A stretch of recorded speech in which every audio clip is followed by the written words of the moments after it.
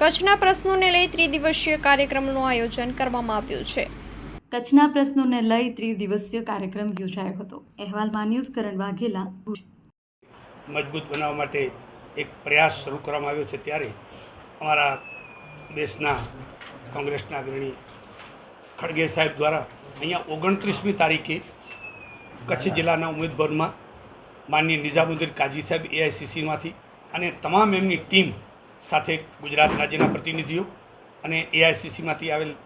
તમામ પદાધિકારીઓ અહીંયા આવશે અને 29મીએ સાંજે પત્રકાર પરિષદમાં આપ સૌને આમંત્રણ છે અને 30મીએ સવારે દેવાયત બોદરની પ્રતિમાથી માધાપર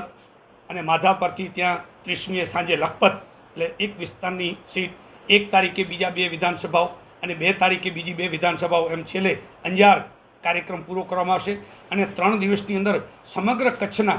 કોંગ્રેસના અગ્રણીઓને સંગઠન સૃજન અભિયાનમાં કઈ રીતે પક્ષ મજબૂત બની શકે અને કચ્છના પ્રશ્નોની જેને વાચા આપવી હોય એ માટેનું એક ઠરાવ તૈયાર કરવામાં આવશે. અને કચ્છ કોંગ્રેસ સાથે સાથે કચ્છના પ્રશ્નો અને કચ્છ વિશે સમગ્ર ભારતની જે આ ટીમ નીમવામાં આવી છે એ ટીમ પ્રદેશમાં એનું ડેલિગેશનને આખી માહિતી આપશે અને ભવિષ્યમાં આવનારા દિવસોમાં કચ્છમાં નવું સંગઠન બનાવવું,